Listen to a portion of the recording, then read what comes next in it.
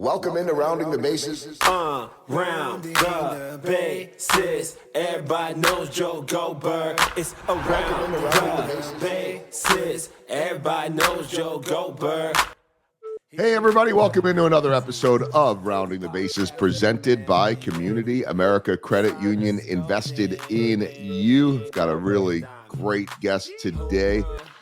Although, I mean, as I think about it, have I ever come on and said, my guest is going to be terrible today, I don't want you to listen to this? No, all the guests are good. And one of the things that I love about doing this podcast is that it's such a wide range of guests from so many different walks of life and different aspects and perspectives on leadership or causes or business or sports or whatever it might be. This is meant to be a catch-all. And today I'm really excited about the guest that I have and his perspective on life, which like all of ours is unique. But his is unique to me in the sense that I haven't had anyone with his background on this show yet. Before I get there, I want to give a quick shout out to my friends at Chief of Staff Kansas City. I'm recording this in November. This will run in December, but just did an event with them, a career development event with them the other day. So proud to be partners with them and Community America. But in the case of Chief of Staff, just such a great resource for those that are looking to hire, for those that are looking to get a job, for those that are just looking for resources. They did such a good job at their event of providing resources for everyone that attended. And I got to be one of those resources doing a short keynote on winning trust. And, you know, they were doing headshots and resume building and all these type of things. And so it was a lot of fun to do that. Check them out, chiefofstaffkc.com. I want to go now to my guest, and I'm joined by an entrepreneur who learned everything he needed to know about leadership in the rodeo arena. His name is Zach Arend, a bronc riding champion turned TedX speaker, empowering leaders to create more of what they want in life.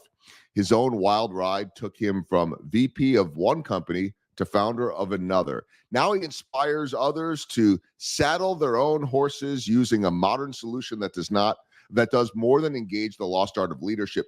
It creates a purpose to hold on to no matter how hard life bucks. We're throwing all those rodeo terms in there right now. And I'm joined by Zach Arend, who, like so many of my guests, is in a place today that he could have never envisioned all those years ago, and all those years ago on horses in the rodeo. Zach, how you doing? Good, Joel. Good to be with you. When I met you, however long ago it was, a handful of weeks, months ago, or whatever, we grabbed coffee. We were talking about the world and speaking and all that. And I thought, boy, what a cool, interesting perspective. Just your background, where you've come, so much of what you have done. You never envisioned you'd be up doing keynotes and speaking to people, did you? Oh, no, absolutely not. I mean, what a cool development.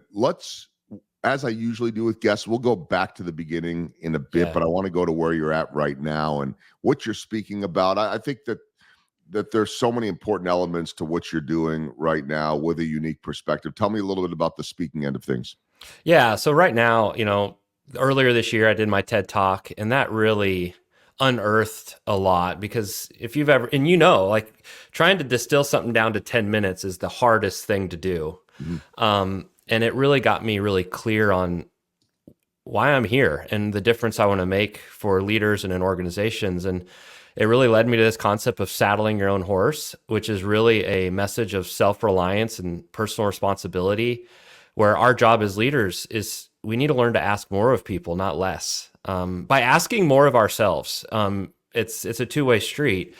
And I now spend a lot of time going into organizations, doing workshops, keynotes, and the message right now is, I call it Saddle Up. It's a modern leadership solution, because it's all about how our current approach to addressing some of the mental health concerns that we have in society and our workplaces, while based in a compassionate place, I also see some areas where it might be hurting us more than helping us, where we've kind of created this focus on managing our anxiety and getting rid of stress and improving our mental health.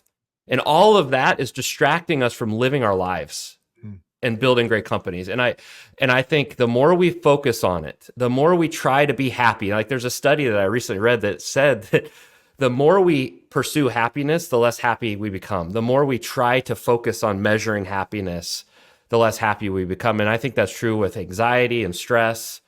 The more we resist things, the more it persists. And I want to kind of put people back in the arena of their own lives and take responsibility for what's not working for them, but in a very empowering way so that we can create more of what we do want in our lives and in our companies. Feels like this is going to be a terrible analogy, but when we were younger guys, and you maybe were looking for that perfect someone, and you just obsessed and pushed and pushed and pushed and couldn't find that one or that job or whatever it is. And then suddenly when you just go to focusing on the right things and stop obsessing over what you're going to end up with, it kind of happens on its own, which I think happens when you're doing the right things. Mm-hmm. And I think we do so much of the wrong things to hurt ourselves. Yeah. And we don't even realize it. Our intent is we mean well, but in a way we're teaching people in what we do in our organizations and how we try to quote unquote help them. We're sending a message to individuals about who they are. And we're teaching people they are somebody that needs our help. And I just fundamentally disagree with that to a certain degree, because people are powerful. And in my years of learning to be a coach, I saw this firsthand. The more you see people as powerful and you treat them that way, as if they're already powerful and have everything they need to have everything they want, like really keep them in a position of responsibility, it changes how you show up for them.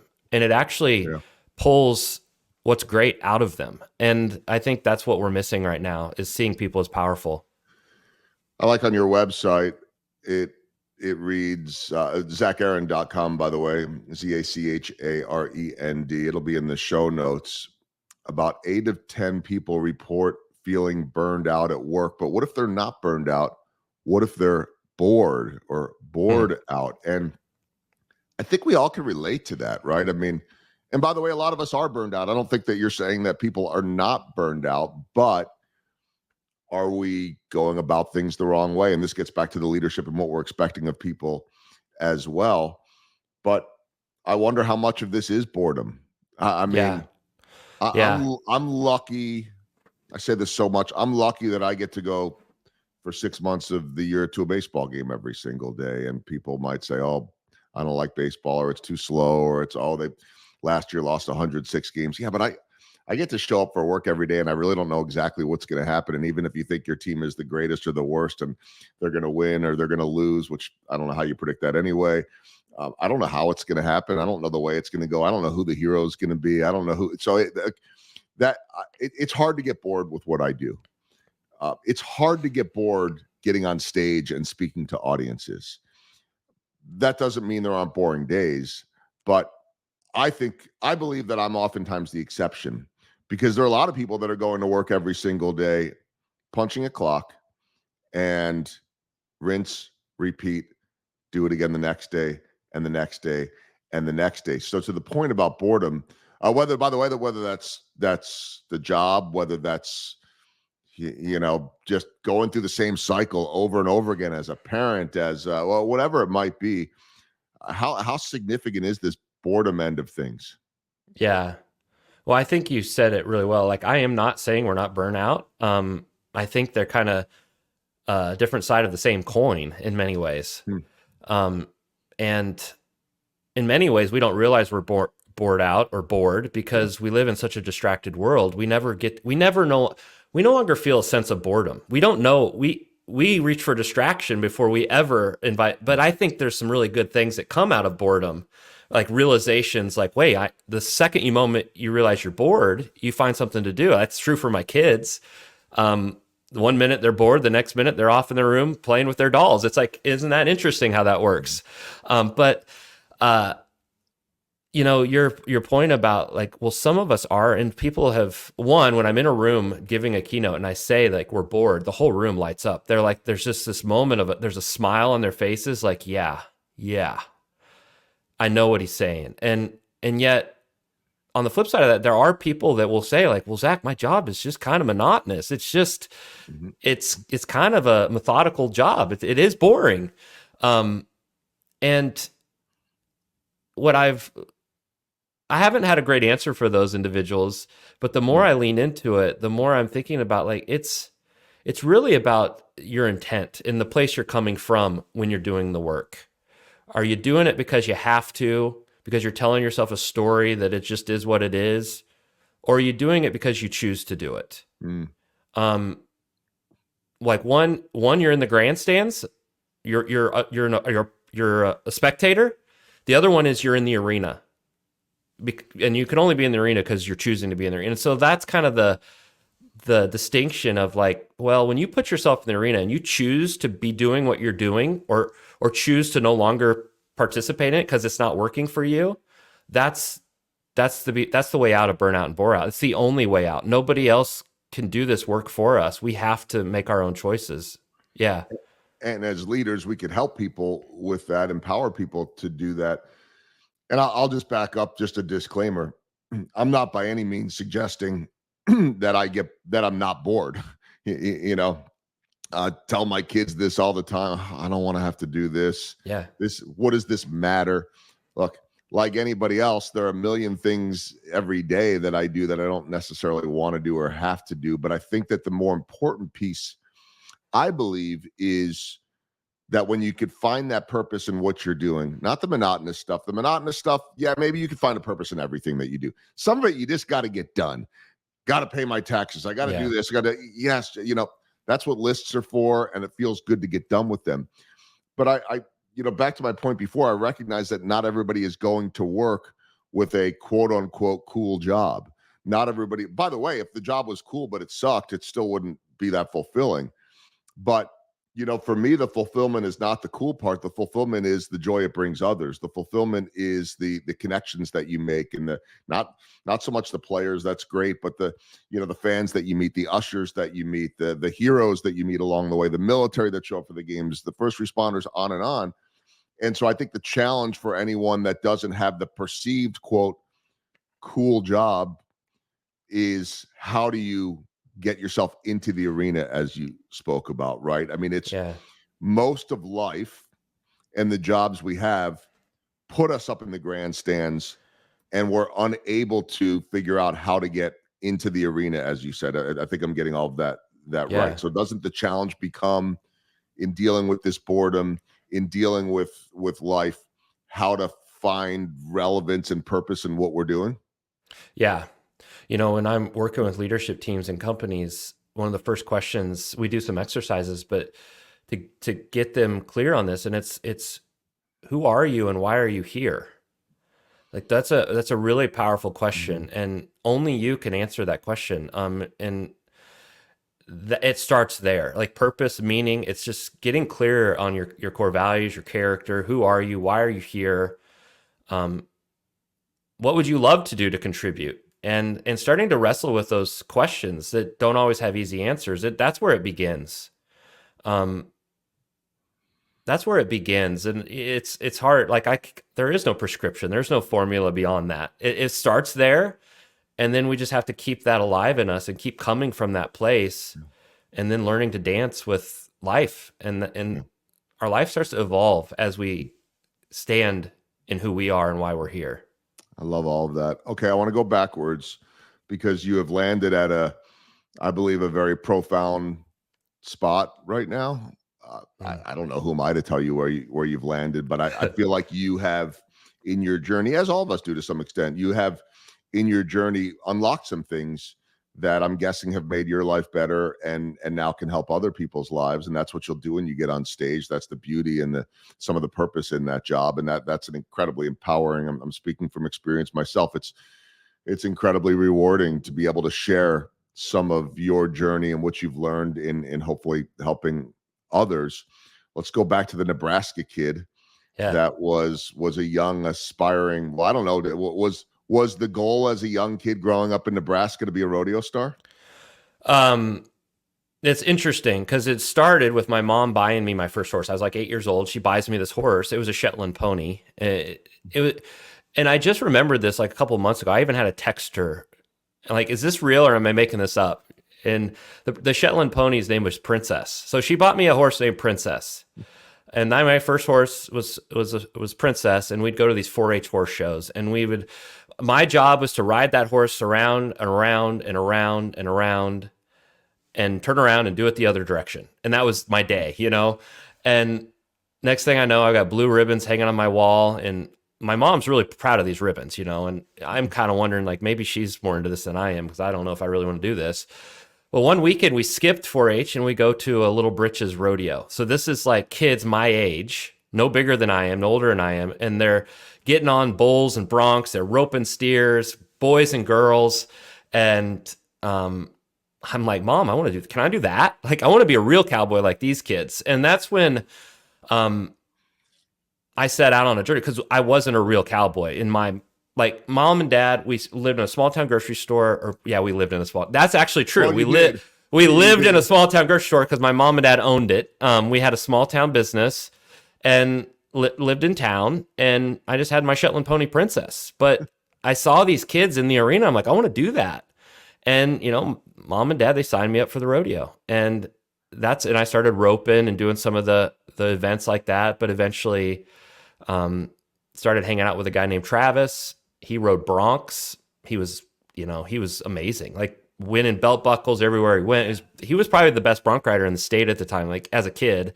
And like, I just wanted to do what he did. And so I set out to ride broncs. And for 2 years, my mom got his dad, Bruce, to train me. And for 2 years, I did nothing but hit the ground. I broke my arm, ankle, collarbone, probably had several concussions. We didn't have any protocols to test that. But 2 years had gone by, and that's all. I hadn't even made it to the 8-second buzzer yet for 2 years. And about the time I was a junior in high school, it just clicked. I found something. It's just like the years of the boredom and the tedium of the work finally clicked, and it started happening for me. And I became 2-time state champion those last 2 years in high school, and got a full ride scholarship to Fort Scott Community College, which I think is also a pretty big baseball school, isn't it? Or yeah, sure. Yeah. And so, yeah, that's kind of where it started and where it ended up in the rodeo. Yeah, Fort Scott certainly known for its baseball, and I didn't realize for rodeo as well. By the way, if you're listening to this podcast and you have my background, and you're saying there are rodeo scholarships, what? Oh yeah. All I can tell you, I mean, as a kid growing up in the suburbs of Philadelphia and Chicago, I can promise you that my parents never got me a Shetland pony. I was never riding anything and had no idea about any of it. However, having gone on a lot of trips over the years, long story, not worth getting into, but bunch of baseball guys in the sport, whether it be writers, TV scouts, and all that. We for years would go on this trip to Laramie, Wyoming. And again, the details of it don't really matter. It was just kind of a fun getaway weekend. But everywhere you go, you're seeing around campus at the University of Wyoming all these, banners for rodeo this and rodeo that. Oh, the rodeo team just walked in, and they're like the biggest guys on campus. They're the big shots and everything. So this is, for those that have my background, this is serious stuff. And then, of course, if you've seen any of the highlights before, I mean, and I see some of the pictures on your website, like, those are the made for TV type of moments, right? Because I don't know. Is it because we like seeing the collision, the impact, how long can it take place? I think as a viewer, I don't know the sport, but as a viewer, I just always remember, if I came across it on TV, wanting to see how it ended. How long could this guy last? How in the world is he doing it? Does this guy have a death wish? It's like, I don't know, running with the bulls in Spain or something like that. Do you have to be a little crazy to do this kind of thing? Or I don't know. I mean, in some sense, to me, all athletes are a little crazy. Yeah. I don't know if you have to be. I don't consider myself crazy. Even as a kid, like, I was not that wild. I was pretty down to earth, quiet kid. For me, it was, I wanted to be a real cowboy. Like, it sounds strange to say, but as a kid, I was like, I want to do that. And, and this carries through in my career. Like, just, I want to be someone who matters. I want to do someone that does something significant. I want to be on an adventure. Like there was just something, there was this call of the arena at a very young age. Yeah. And it had probably nothing to do really with rodeo. Rodeo was just the first thing I saw that was like, well, I've got a horse. I could maybe do that, you know? And I don't know, there's just this spark that I wanted to do something more than just the day to day. So, I mean, life transitioned you from, you know, rodeo over the years to entrepreneurship and business and now speaking and coaching. Tell me about the middle there, so I don't miss the middle where you really start to get into the business world. Yeah, well, around the time I'm full ride scholarship, you know, I'm still rodeoing, and look, it's a tough life. I mean, it's a full on, full stop lifestyle, and you don't make a lot of money doing it unless like you're the best in the world. And I had this girlfriend, you know, in Kansas City, and I'm like, you know, it's kind of this moment of like, what do I really want? And, you know, do I want to keep doing this, or do I want to maybe become a professional and get a career and start making money, get married, you know, all the stuff that we start to think about as young men and women. And well, I was anyway. And so I left. I just quit. I hung it up. Moved to Kansas City, got a job at UPS doing boxes, and I was a supervisor for UPS. But towards the end of my college, I went to UMKC. I took this job in sales for a logistics company. And it was a really entrepreneurial business. I was one of 30 employees, and they had this lucrative model where I could open up offices, and, you know, and my mom and dad are like, it sounds like a pyramid scheme. I'm like, it isn't. And they're like, well, what do you pay? What are they paying you? I'm like, they're not paying me much. Like, it's commission only. Like, it sounds like a pyramid scheme. It's not. And so, but I did it, and we opened up offices in Tulsa and Dallas. Me and a friend and a peer, his name's Ben. We opened these offices, and we were successful. And next thing I know, like 10 years goes by, and I'm vice president of sales of this company. The company's now 350 employees.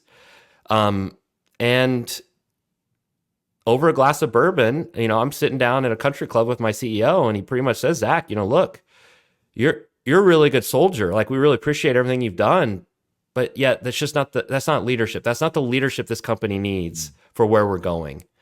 And just like that, I'm demoted. A guy that had been with the organization like 6 months is now vice president of sales, and I get demoted back down to sales guy. And that was when I really started. I just set out on a path of what is leadership, because that was what I was most passionate about.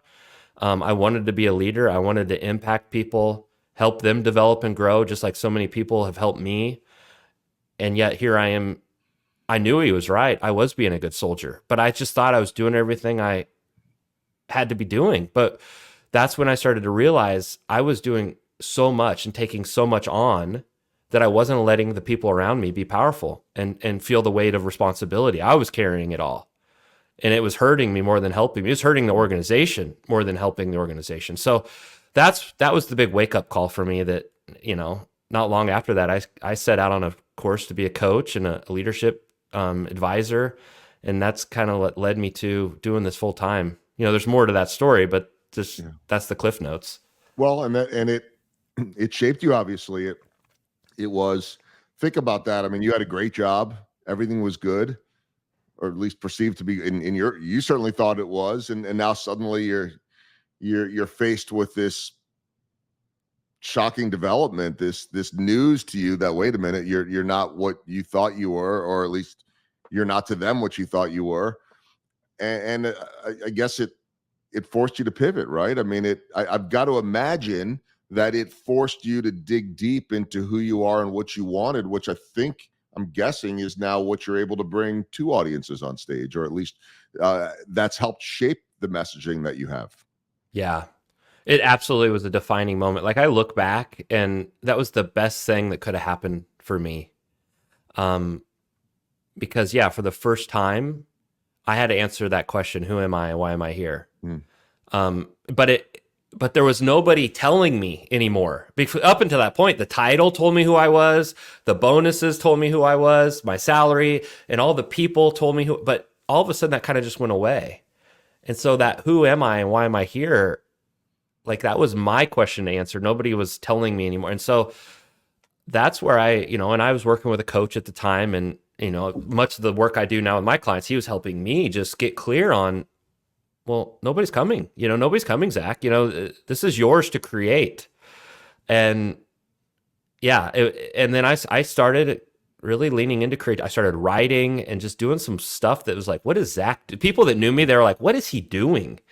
And it's like, look, I'm just trying to figure out who I am over here. And it was really a fulfilling experience to slow down a little bit and tap into my own creativity and start to unapologetically share it with people. And yeah. And in many ways, I help leaders in organizations do that. You don't have to, this isn't about leaving your organization. This is about just truly being who you are. And that's where all our impact is and where all our influence is. And so many of us are afraid to be that in our organizations, just like I was for many years.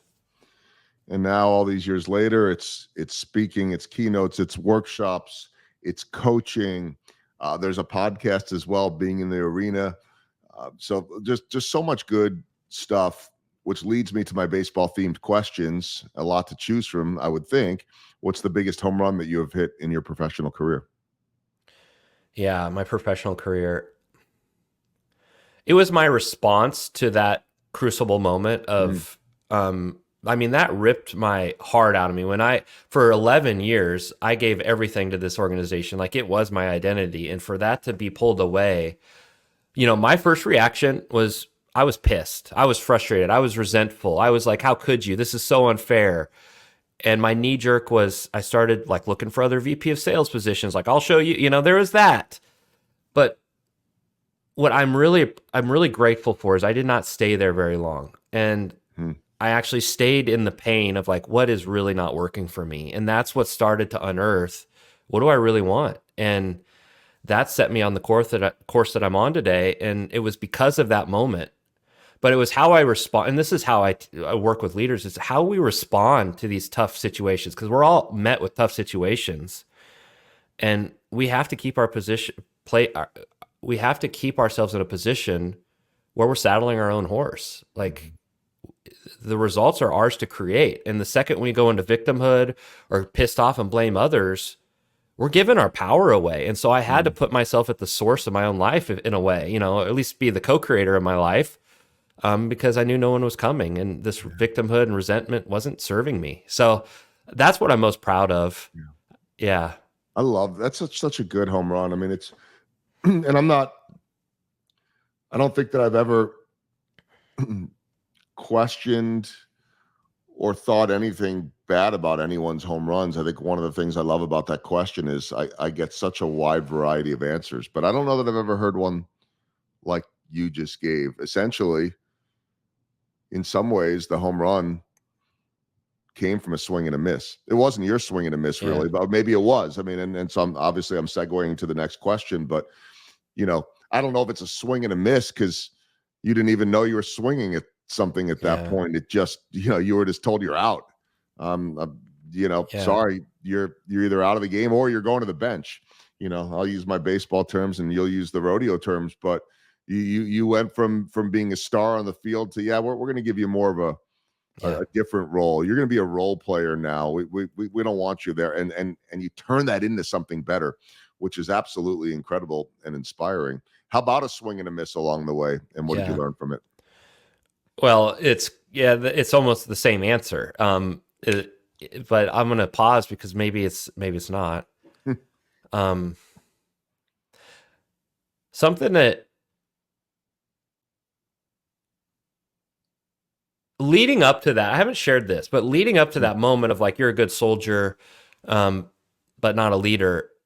The year leading up to that bourbon, if you will, I really was starting to swing like in my own way. Like I was actually starting to chart my own course a good 18 months before that day occurred. And I remember telling the executive team, like, look, I want to create a sales training. And to do that and to do what I need to do, I need to be out in the field. I need to be creating this content and working, doing these workshops. And I can't be coming to these executive meetings and I can't be reporting on this. Like I can't do both. Like I literally was like, I don't want to, so I kind of gave a part of my job away. And I was scared to death. Like, what are you doing? Because I was like, I'm telling the leadership team, I don't really want to be in this room. I want to go do this. And that's where I was just swinging and playing full out. I was asking myself, what do I think needs to happen? And it ended with a demotion and like rip, and here you're the sales guy. No longer, like the sales training kind of landed flat. Like I can look back, it did impact some individuals. They're still at the organization today, but I consider it a miss because it didn't end the way I thought it would end. But at the same time, Joel, like that was when I started to step into who I was. Yeah. And like, I don't regret it one bit because it's like, there's something about, we have to be willing to put some stuff at risk, put the and really trust ourselves. Yeah. And that doesn't feel safe. It takes courage and vulnerability, but I guess I'm learning to be comfortable with that. Like, oh, that's what being in the arena actually feels like. Completely vulnerable and scary as hell. But I think that's what makes life worth living. Like there's that struggle, like victories are all so much sweeter because we are in the arena struggling, and it gives life more meaning and purpose. And so I guess I've just kind of reframed the struggle a little bit and actually pursue it. Kind of like you said something at the beginning of this episode or this interview, Joel, like you don't really feel bored when you're on stage and a lot of what you're doing. And what I know about you is you're constantly putting yourself at the bottom of a new mountain. You're constantly like, you've got that growth mindset, and people like us, I think we're just driven to where there's always a new mountain to climb. And there's something invigorating about that keeps me on my toes and keeps me engaged in life. And by the way, anybody listening that's like, well, I don't know what mountain to climb. I don't know. You don't always know the mountain, but I think that growth mindset involves being certainly curious, being open-minded, and putting yourself out there. And I will sit there as I'm listening to you, and we all do this, by the way, whether it's an imposter syndrome or whatever, we're usually, oftentimes our own worst enemy is sit there and say, well, he's doing this, but I don't know if I can do that. Or he, and it's like, it's just getting on your own horse, right? Saddling your own horse, as you say. I mean, that's what all of this is. And you don't have to have all the answers to be going on that journey, I guess is my point. Yeah. And it's not that you won't. You just won't. So people ask me like, how did you, they see that they might hear my story and they're like, wow, you went from this corporate person to entrepreneur, speaker, coach. Like, how did you do it? And that question, I don't know how to answer that question. By grinding, and I can't even say it was grinding. It used to be grinding, but that's not what did it. It was one of the things I talk about in my keynotes and my workshops is making it a place to come from, not a place to get to. So when you make it a place to come from, it's no longer, how am I going to do it? How am I going to do it? Because we don't know. We've never done it before. You don't know how, because you haven't done it. So the only question I just started really leaning into is who do I need to be to achieve this? Like, who do I need to be to move in this direction? What type of decisions would that future Zach be making and doing? What would he be saying yes to, no to? How would he be spending his spare time? And that seems silly to talk about myself, but that's how I was thinking. No, that's how I did it. I just started being it, and things started to transform around me over time. And it sounds kind of woo-y, but it's kind of how it happened for me. It took a while, but yeah. I'm on the wooey stuff if it works, and it usually does, by the way, as well when you're present with it. All right, the final baseball theme question: small ball. What are the little things that add up to big results? I suspect it'll have a little something to do with the themes we've already talked about.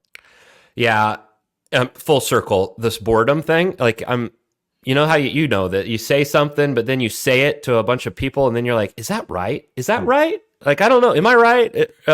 And something. Yes, I do believe in what I'm like. We're more bored than we're burnt out, but there's something that we have to change our relationship with boredom, because as I've become a keynote speaker, just like in the rodeo days, and I have a daughter now who's doing musical theater, and she tells me all the time, like, but Dad, it's boring. The practice is boring. Mm-hmm. And I'm like, yeah, that's like those that are willing to do the boring things in alignment with what they desire, that arena that's calling them, those are the people that become great at what they do. And like the TED Talk, doing that, the amount of hours I spent rehearsing, and even like I told you this morning, we connected, and then I'm getting ready for a keynote on Thursday, and I rehearse my behind off, not because I got to memorize it. It's about embodying it, like making sure I'm clean on the place I'm coming from, and I'm clear on who I'm speaking to, and that takes a lot of intentionality, and it can feel kind of monotonous and boring, but I wasn't always that way. I was the king of winging it. Like just I am good at winging it. But once I learned to no longer wing it and start to prepare, it was like it's like going from good to great. Like it's been a game changer for me. So that would be my answer to that question. I love it. Yep, that's great stuff. Really, really good stuff. And I think just part of your evolution as a speaker and a leader. All right, 4 final questions as we round the bases. You alluded to the grocery store. What did growing up, we weren't meaning literally, although maybe there were some moments where it felt like it was literally, but what was life like, or what did you learn from growing up in that grocery store in terms of entrepreneurship or business or life? Yeah. Well, one, it's okay to go full out on a entrepreneurial endeavor. Like my wife and I have 3 little girls. I grew up in the basement of my grocery store and of my mom and dad's grocery store. I worked at the grocery store at a young age, like late nights, and they just brought me along for the journey. And I think that was probably, I didn't know that would be my answer. I didn't know you were going to ask that question, but that's that's the best thing I learned from my mom and dad is like, yeah, get to work and have your kids along for the ride like that. Like the more as my kids get older, the more my wife and I are doing it, because my wife's a interior designer. She has her own business. I have my own business. So our lifestyle is a little different. It's less structured, and the kids just sometimes have to go along for the ride. Yeah. That might be the lesson. And it's, I think it's the lesson for all of us. I mean, not that everybody is bringing their kids to work, so to speak, but they're living in that ecosystem. They just are. I mean, like my wife reminded me last night, she's like, remember somebody was asking about what, your hours are so messed up. What time do you get home from the stadium? All this. And, my kids are in college now. And so it feels like a lifetime ago, but she's like, you remember when the time you would spend with them would be early in the morning? Like, I don't even like to get up early in the morning, but she's like, you would get up and have breakfast with them and take them to school, drop them off in the carpool line. And that was your daily time with them. Like that was just the routine. That's the way they grew up. And so I think those are special moments. So that leads me to the second question as we round the bases. Well, we'll get through these final 4 here. You're a girl dad, the rodeo kid that did have Princess as a kid. Yeah. Your girls would probably love to have Princess, or at least some doll named Princess, or maybe not. Maybe they're less girly and they're more, I don't know, whatever they are. You are a girl dad was my question. Yeah. What is life like as the father to 3 girls? I can't put it into words. It's just so, I don't have anything else to compare it to. It's your normal. And yeah, there's just, I don't know, like whether they're girls or boys, like I just find myself doing my best to see where they're wanting to go and help them go there. Like just watch where they're gravitating. And, but there's no question they do have you wrapped around their finger. But day one with daughters, like especially my girls, like just being there with them, they just have a way of slowing life down, and I appreciate that. Yeah, that's the best. I've got one. I got one of each. So Okay. I know what the wrapped around the finger thing looks like. She's still trying to leverage that at 19 years old, of course. Call mom to catch up and chat on the day 100 times a day from school. Call dad if Dad, I need. What's that Steve Martin show, Father of the Bride or something? Is that it? Yeah, he was Father of the Bride. So my daughters were watching that this weekend, and the show just ended, and I walk upstairs, and my middle daughter's like, Dad, are you going to pay for my wedding? Like, my wife is in the kitchen. We just started laughing out loud. Like that's too funny. She's like 9, Yeah. And so it begins. And then my head, at least for you, goes to more speeches. Speeches. Yeah. We got some time to work on it though. Third question as we round the bases, give me the most, see, like this is the, non-rodeo aficionado in me. I'm looking for like the crash on the side of the road, but it doesn't have to be. Give me the most, like the craziest moment, you know, you're on you're the craziest ride you had. Give me that. Yeah. You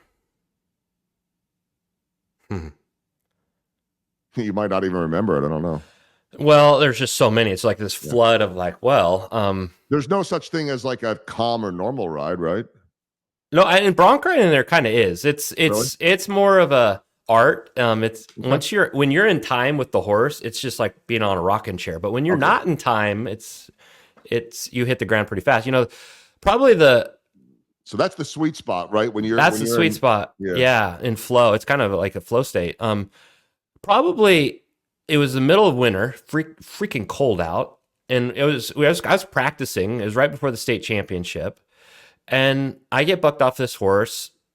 I think my foot drug in the stirrup a little long, so that swings me underneath the horse as I hit the ground, and the horse's hoof come down on my hand, broke my finger, 2 of my fingers, and I like that thing it hurt, but it was weird, Joel. All I remember thinking was like the state championships next week. And I started, this is grotesque, but I started like, I was afraid about my fingers stiffening up. So I started moving, like, I just started like, oh my God, this thing it can't happen. I need my left hand. It's my riding arm.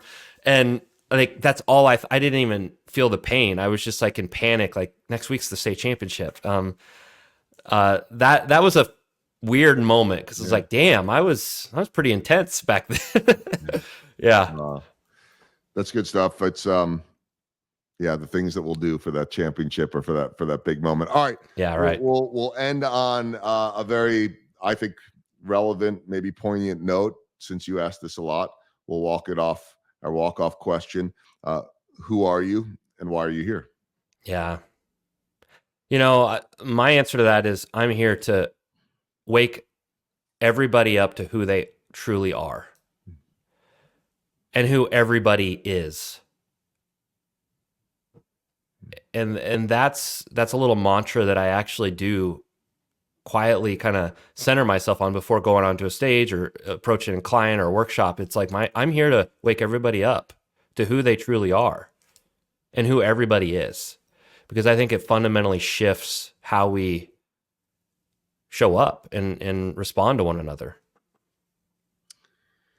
Such good stuff. I'm so excited, certainly to get to know you recently, to be able to share your story here on this podcast, to be able to watch your journey going forward as well, because I know that you have impacted and will continue to impact a lot of people. I want to encourage everybody, check out the website, zacharend.com. He is teaching so many others to saddle your own horse. Zach, thanks so much for spending time today on Rounding the Bases. Really enjoyed it. Thanks, Joel. It's around the bases. Everybody knows Joe Goldberg.